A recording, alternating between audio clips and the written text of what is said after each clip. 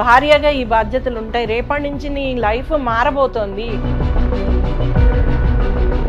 గొడవ వచ్చినప్పుడు నువ్వు ఇలాంటి దానివి, నీకు ఆల్రెడీ ఆ ఫ్రెండ్స్ ఉన్నారు అనేది తీస్తాడు. చాలామంది పిల్లలు ఇప్పుడు పెళ్ళిళ్ళే చేసుకోమంటున్నారు. ఎందుకంటే చూసి ఇలాంటి గొడవలన్నీ, అమ్మో నాకు వద్దులే ఈ గొడవంతా ఎందుకు అసలు. అందుకనే తల్లిదండ్రులు కూడా అమ్మో ఫోర్స్ చేయాలన్నా భయపడుతున్నారు. పెళ్ళైన అన్ని రోజులు కూడా కాళ్ళకు పారణ ఆరకముందు అన్నట్లుగా తొందరగానే విడిపోతున్నారు. దీన్ని ఎలా చూస్తున్నారు? కలకాలం భార్యాభర్తల బంధాలు బాగుండాలంటే ఈ తరం వాళ్ళకి మీరు ఏం చెప్పబోతున్నారు? ఇప్పటి కాలం మారుతూ వస్తుంది. అప్పటికన్నా ఇప్పుడు స్త్రీలు ముందుకొచ్చి చదువుకుంటున్నారు, ఉద్యోగాలు చేస్తున్నారు, ఫైనాన్షియల్గా సెల్ఫ్ రిలయంట్ అవుతున్నారు, స్వేచ్ఛ వస్తుంది. అదే కాకుండా భావజాలం మారింది. భర్త అంటే ఏంటి, భార్య అంటే ఏంటి, జెండర్ రోల్స్లో కానీ వీటన్నిటిలో కూడా భావజాలం మారింది. ఈ మార్పు వలన కొంత మనము ఇప్పుడు చూస్తున్న డైవర్సెస్ ఇంక్రీజ్ అవడానికి కూడా కారణం. అది కూడా ఒక మొదటి కారణం అని చెప్పచ్చు. తర్వాత వివాహం అనేది పూర్వం 16 రోజుల పండగ చేసుకున్నా, 5 రోజుల పండగ చేసుకున్నా, ప్రతి దానికి ఎందుకు చేస్తున్నారు అనేది చాలా క్లియర్గా చెప్తూ పిల్లల్ని ఇద్దరిని కలిపే ప్రయత్నం. ఎందుకు పిల్లలు అంటున్నా అంటే ఆ రోజుల్లో బాల్య వివాహాలే ఎక్కువ. దానివలన వాళ్ళని ఎలా కలిపే ప్రయత్నం చేయాలో పెద్దలందరూ కూర్చొని చేసేవాళ్ళు.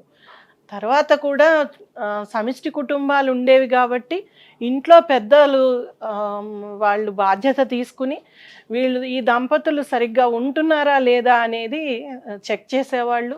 వాళ్ళు ఏదైనా దారి తప్పుతున్నా వెంటనే వాళ్ళని సరిదిద్దేవాళ్ళు.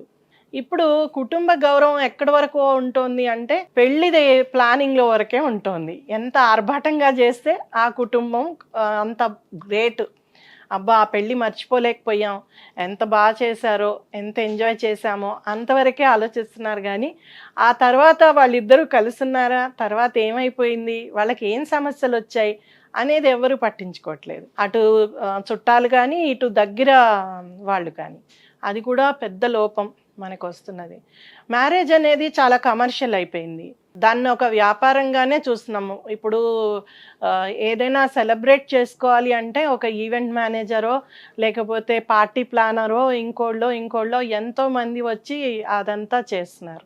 అంతేకాని ఎక్కడ కూడా పూర్వంలాగా ఒక పెద్ద మనిషి, మేనమామో బాబాయ్యో ఇంకోళ్ళు ఇటువైపు నుంచి ఇంకోళ్ళో అందరూ వచ్చి కలిసి ఆ పెళ్ళికి హెల్ప్ చేయడము, దాన్ని బాగా చేయించడము, ముందు నుంచే అక్కడ విషయాలు ఇక్కడివి, ఇక్కడ విషయాలు అక్కడివి వాళ్ళకి చెప్పి సంసిద్ధులను చేయడం, ఆ పెళ్ళికి వాళ్ళని ప్రిపేర్ చేయడం అనేది జరిగేది. ఇప్పుడు లేదు. అదంతా అంతా రెడీ అయిపోతుంది. మీరు బట్టలు తెచ్చుకోండి, రెడీ అయ్యి వచ్చి నిలబడండి చాలు, ఎవ్రీథింగ్ రెడీ అయిపోతుంది. అలా వచ్చేసాయి. భార్యగా ఈ బాధ్యతలు ఉంటాయి. రేపటి నుంచి నీ లైఫ్ మారబోతోంది, నువ్వు ఇందుకోసం పెళ్లి చేసుకుంటున్నావు, దీనికోసం ఇలా ఉండాలి. తర్వాత ఆ కుటుంబం ఏంటి, నీ కుటుంబం ఏంటి. ఇప్పుడు కొన్ని కుటుంబాల్లో అయితే నేను చూసానండి, డెస్టినేషన్ వెడ్డింగ్లో అంతా రెడీ అయిపోయాక అప్పుడు ఫస్ట్ టైం కలుస్తున్నారు వాళ్ళ సిబ్లింగ్స్ని, అంటే వాళ్ళ అన్నదమ్ముల్ని అక్క చెల్లెల్ని ఆ పెళ్లిలో అప్పుడు కలుస్తున్నారు. అంతవరకు కూడా కుటుంబంతో ఎక్కడా కూడా వాళ్ళకి పరిచయాలు కానీ కలిసి ఉండడం కానీ ఏమీ జరగట్లేదు. కూడా ఒక పెద్ద సమస్య. దానివల్ల ఏంటంటే కొత్తవి వస్తాయి సమస్యలు, ఆలోచనలు. ఇలా ఎందుకున్నారు, అలా ఎందుకు వచ్చింది, ఇవన్నీ కూడా అప్పుడు మొదలవుతాయి. అరే మా వాళ్ళని అంటావా, నువ్వు మీ వాళ్ళని అంటావా, ఈ అహము, గొడవలు, కోపాలు అక్కడే మొదలైపోతున్నాయి. నువ్వు ఆ రోజు అలా అన్నావు. చాలా చోట్ల మా దగ్గర వచ్చే కౌన్సిలింగ్లలో ఎప్పుడో పెళ్లి రోజు ముందో, పెళ్ళికి ముందో, లేకపోతే ఏదో మాట వరుసకు అన్న విషయాన్ని చాలా గట్టిగా తీసుకుంటారు వీళ్ళిద్దరూ. అదే గుర్తుపెట్టుకుంటారు. క్యాజువల్గా ఈ అమ్మాయి చెప్పింది ఎవరినైనా అబ్బాయిని చూపించి నా ఫ్రెండు అని చూపించింది అనుకోండి, అది మన ఇంట్లో పెట్టుకుంటాడు అబ్బాయి.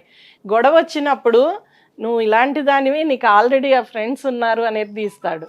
సో ఏదైతే గుర్తుపెట్టుకోక్కర్లేదో అవి గుర్తుపెట్టుకుంటున్నారు. ఏవి గుర్తుపెట్టుకోవాలో, ఏవి నేర్చుకోవాలో అవి జరగట్లేదు. చాలామంది పిల్లలు ఇప్పుడు పెళ్ళిళ్ళే చేసుకోమంటున్నారు. ఎందుకంటే చూసి ఇలాంటి గొడవలన్నీ, అమ్మో నాకు వద్దులే ఈ గొడవంతా ఎందుకు అసలు.